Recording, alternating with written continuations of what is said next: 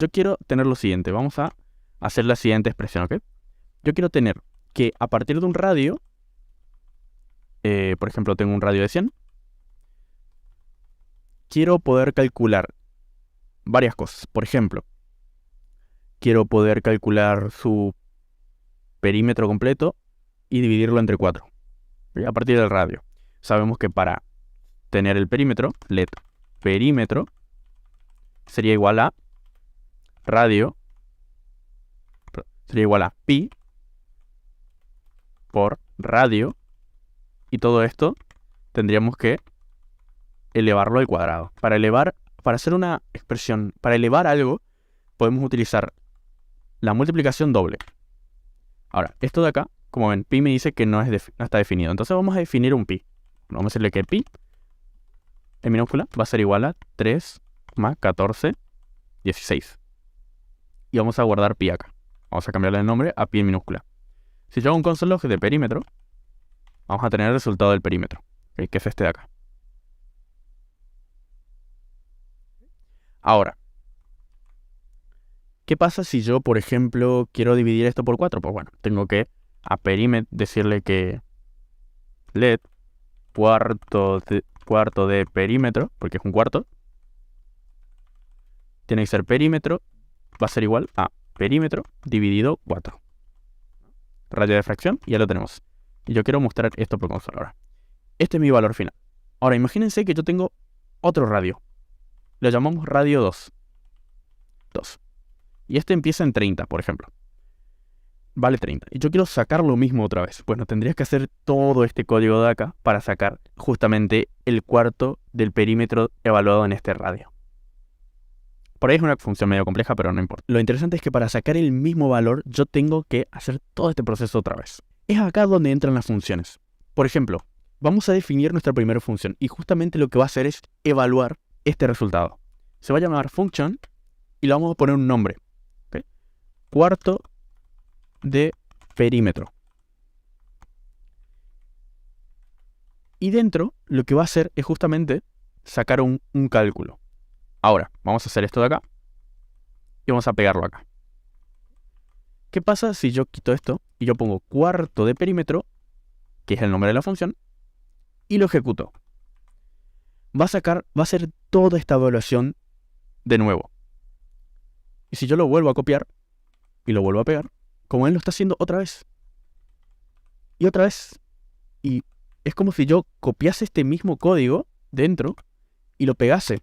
Y lo pegase, y lo pegase. ¿Ok? Ahora, ¿qué pasa? Que acá tengo la misma variable. No puedo tener dos veces las mismas variables. Por eso me tira error. Pero básicamente lo que estoy haciendo es algo muy parecido.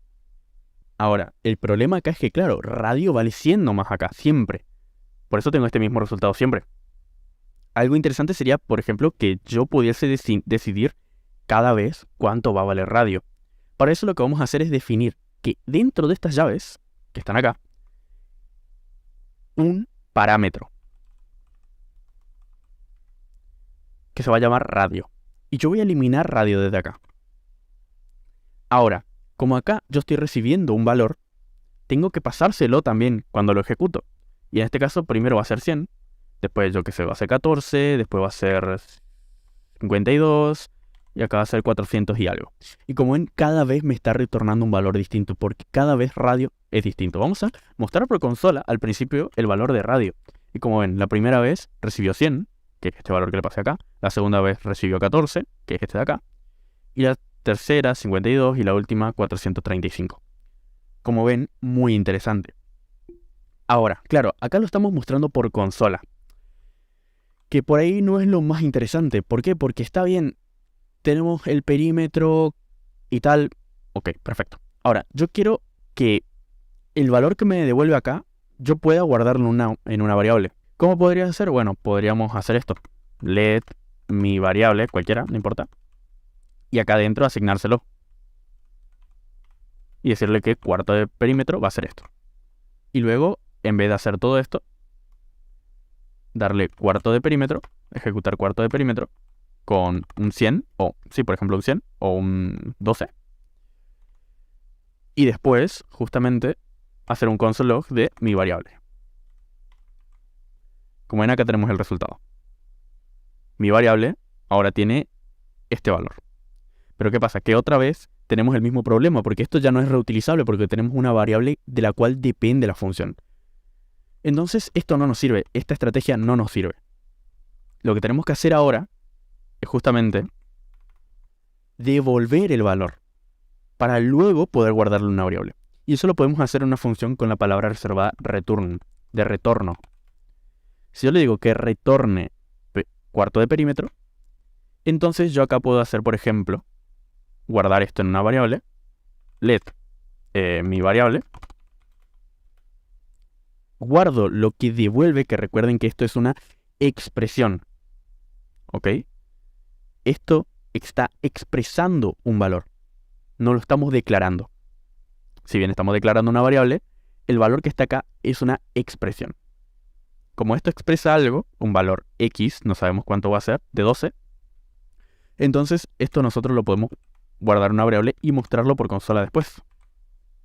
Lo interesante de esto es que yo ahora, por ejemplo, puedo tener, por ejemplo, otra variable que se llame mi variable 2 y acá pasarle 24. Y acá tener mi variable 2. Como ven, tendría lo mismo. Y tendría infinitas variables con este mismo valor y reutilizando todo este código de acá. No lo tendría que volver a hacer una y otra vez. Incluso si solamente lo quiero mostrar por consola, puedo copiar esto y pegarlo directamente acá. Podría quitar esto así también y esto también. Simplemente lo muestro por consola, con la ejecución y como tal. Y lo que me devuelve es esto de acá. Y esto es lo interesante que tiene una función. Una función nos permite ahorrarnos este código. Que claro, yo por ejemplo puedo hacer esto acá y yo no sé qué hace. Yo no sé qué hace función por dentro, no me interesa. Lo único que sé es que cuarto de perímetro, si yo le mando un radio, me va a devolver el cuarto del perímetro evaluado a partir de ese radio. Ya está. ¿Qué hace adentro? Todo este código acá no me interesa. Por ejemplo, claro, yo tengo 3 variables definidas acá. Pero hay una forma más corta de hacer esto, sí, por supuesto. Yo puedo hacer, por ejemplo, en vez de pi por radio al cuadrado, hacemos esto así, pegamos esto. Y esto de acá lo divido por 4. Y en vez de tener pi acá, directamente tengo, vamos a abrir un paréntesis más que lo eliminé, 3,1416. Elimino todo esto de acá. Y esto es lo que retorno. Tiene exactamente el mismo valor. De hecho, volvemos a como estábamos antes. Fíjense, 33, 355 y tal. Volvemos a como estaba antes. Y tiene exactamente el mismo valor. Por lo tanto, lo que yo haga adentro no importa. ¿Okay? Yo guardo esto, minimizo acá. Y se terminó, no importa lo que yo haga adentro. Está bien, acá lo reduje a una sola línea de código, pero acá no se entiende bien qué está haciendo, ¿no? Es una operación un poco más compleja. Algo interesante es hacerlo procedimental, pero claro, ¿para qué vamos a estar guardando variables acá adentro si no lo vamos a usar? Directamente lo usamos una vez lo necesitemos. Por ejemplo, let mi variable y luego lo mostramos por consola. De esta manera. Ahora tiene más sentido, ¿no? Y esto sería cómo utilizar parámetros. Ahora, algo interesante también es que no solamente podemos mandar un parámetro, podemos mandar más de uno. Por ejemplo, mandarle, en vez de que sea, le mandamos porción de perímetro. Por ejemplo, yo le llamo porción de perímetro acá y le mando por cuánto se va a dividir. Porción se va a llamar. Y en vez de dividir por 4, dividimos por porción. Ahora, ¿qué pasa si yo no le mando el siguiente parámetro acá? Que me devuelve none, que significa not a number, no es un número, ¿ok? Que básicamente estamos intentando dividir por undefined, porque porción por defecto es undefined. Ahora, ¿qué pasa si yo no le mando nada? Pues yo quiero que se divida, por ejemplo, que tenga un valor por defecto. Esto lo podemos hacer dentro de los parámetros de la función, dándole el valor de igual a, por ejemplo, 2 en mi caso. Quiero que por defecto sea 2. Yo guardo y como ven por defecto lo divide por la mitad. Si yo no le mando nada. Ahora, si yo le mando algo, le mando 4, tengo el mismo valor de antes porque reemplazó este valor de 2 por el valor que yo le mandé acá. Esto es como si tuviese un valor por defecto. Por si yo tuviese otra variable, variable 2, y no quisiese pasarle nada. Y de esta manera podemos seguir pasándole parámetros. Por ejemplo, yo le mando el valor de pi acá. Sería medio raro, pero no tendría mucho sentido. Pero digamos que yo le mando el valor de pi. Y acá le mando 3,14 16. ¿Ok? En este caso se me lo devolvió.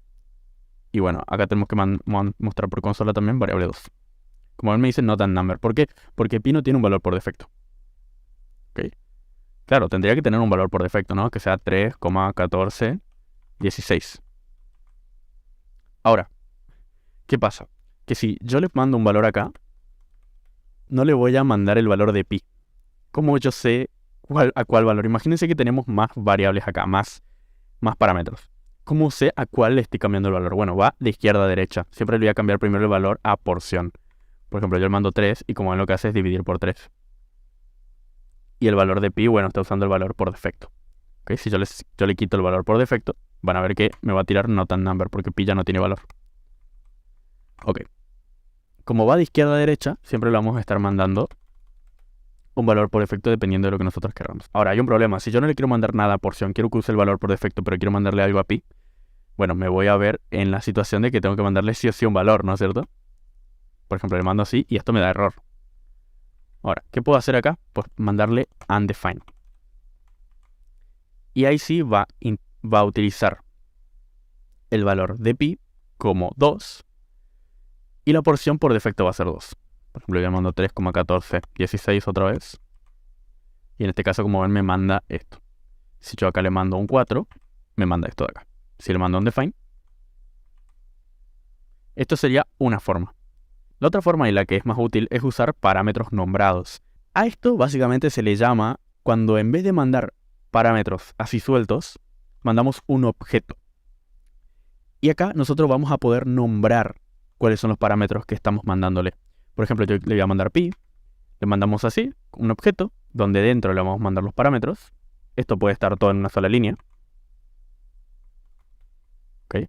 Nada más que, bueno, para que se vea mejor, radio. Y así sí le podemos mandar valores por defecto, sin importar el orden. Pero claro, a la hora de nosotros enviarles, cuando ejecutamos la función, mandarles los parámetros, tenemos que abrir llaves y decir a qué le vamos a pasar el parámetro. En mi caso yo le quiero mandar solamente a radio, el resto quiero que sea por defecto. Y le mandamos un objeto con 2 puntos y en el caso quiero que sea 12. Como ven acá ya me hace la resolución. Pero bueno, yo quiero que en vez de dividirme por 2, pues le mandamos porción. Y que me lo divida por 10. Bueno, ahí lo tenemos. O por 2, por ejemplo. Y ahí está.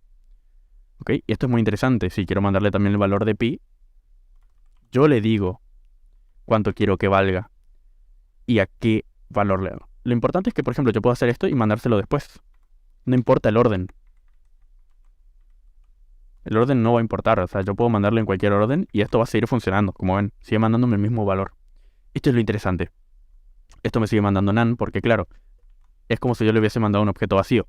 Radio no tiene un valor por defecto. ¿Okay? Esto es lo que se conoce como parámetros nombrados.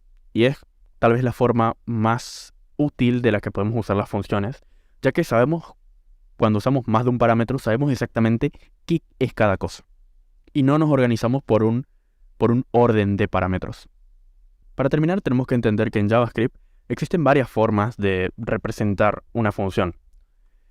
Y la sintaxis va a variar un poquito. En este caso lo que tenemos es una función nombrada, que la estamos utilizando con justamente el constructor de una función. Ahora, nosotros podemos hacerlo también con lo que se conoce una función anónima, que es function. No le pasamos un nombre. Esto es una función que, por ejemplo, nosotros lo que podemos hacer es hacer algo que se conoce como autoinvocación, que sería esto así. Y yo pongo, por ejemplo, un console log acá adentro. Y esto se ejecuta. Esto es algo raro, ya sé, pero básicamente es para mostrar lo que será una función anónima. Esta función es anónima porque no tiene un nombre.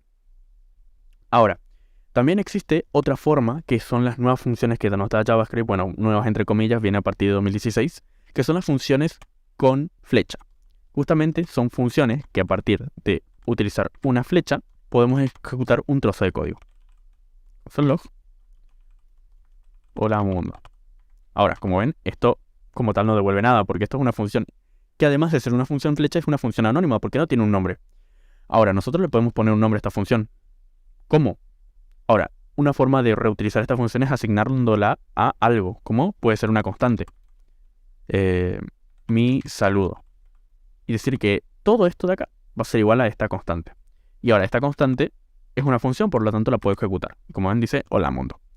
Entonces nosotros podríamos tener esta misma sintaxis, cambiándola por const, y dándole esto, y antes de las llaves ponerle una función de flecha. Ahí, una función flecha. Y porción de perímetro sería exactamente lo mismo. Yo le pasaría acá, por ejemplo, radio, y me daría la evaluación que yo quiero. Vamos a poner esto en una constante, vamos a decir mi variable, y hago console log de mi variable. Como ven, exactamente el mismo resultado de antes, pero con una función de tipo flecha. Entonces tenemos funciones nombradas, funciones anónimas, funciones de tipo normal y funciones de tipo flecha.